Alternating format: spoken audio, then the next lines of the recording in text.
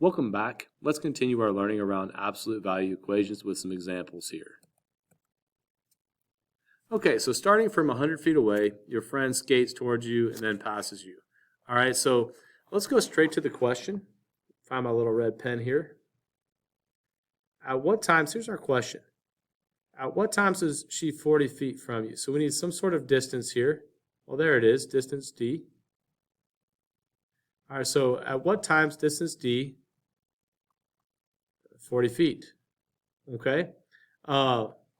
States at a constant speed. That they've built your equation for you. So we've got this absolute value equation. It's a little different than what we just did because everything is inside the absolute value brackets, right? It's not just the variable isolated anymore. We have to kind of set this up for success, which means because we're in absolute value brackets, right, we're going to have a negative and a positive solution for our variable t. So we need to figure out, right, at what values for d is d at 40 feet from you. So your distance, yes, it's always positive, but we need our distance here, right, positionally to be, we're going to set this equation up to be equal to both positive and negative 40. So let's set this up here. So 100 minus 20t equals positive 40. And we're also going to need this for negative 40, right? Because that will, once that's in the brackets, that will shape out to be positive. We'll need two solutions here. 100 minus 20t equal to negative 40 first. I'm going to go ahead and do the positive one. Start with the constant of 100. I'm going to subtract 100 from both sides. Right? That's my 0. I'm going to do a rewrite of negative 20t equals 40 minus 100 is negative 60. Divide both sides by negative 20. All right, that's going to be my 1. My identity property is going to leave me t. So at what time? Well, I'm going to have negative 60 divided by 20. I have what one time is at 3. Let's see, what is it saying here? Seconds, so 3 seconds.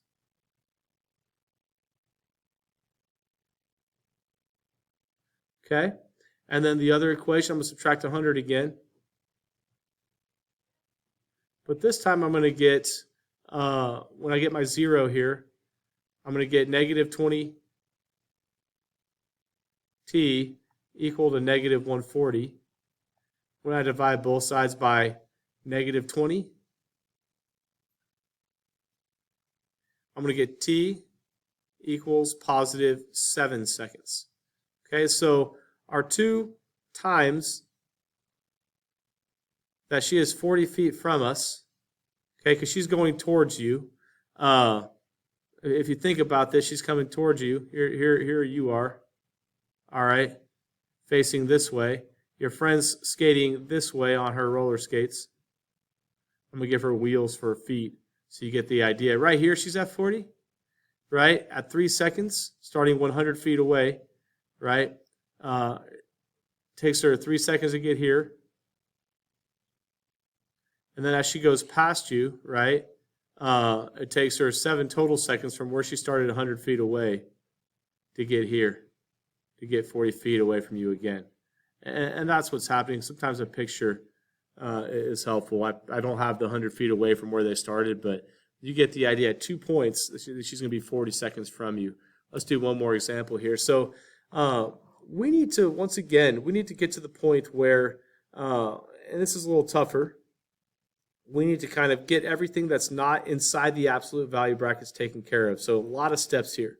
All stuff you can do, a lot of steps. I'm going to start with this constant of negative 12. Let's get this equation correct first. So I've got, I'm going to subtract both sides by negative 12. I've got 0. 10 minus 12 is negative 2. So I'm going to have 3. Alarm bells should be going off in your head right now, and I'll tell you why. Okay, we're going to take this a little bit further, but it's not going to take us as long as we think. Okay, 3 times the absolute value of 2z plus 9 equals negative 2. Alarm bells should be going off in your head because if we go back to the very top, distance is always positive. absolute value, you will always have some sort of positive answer outside the bracket. So right now you see that this is negative. The only way that we fix this is if this coefficient in front of our absolute value is negative. But unfortunately for this problem, it's not. So if we divide both sides by 3, right, we're going to have 2z plus 9 equals negative 2/3. And unfortunately, friends, that's as far as we can go. Okay, the whole point is that absolute value, and we've talked about this before, no matter what we put in for z, this out here, all right, so whatever we put in here, the solution has to be positive. That's the whole point of distance. Distance is always positive. So absolute value of anything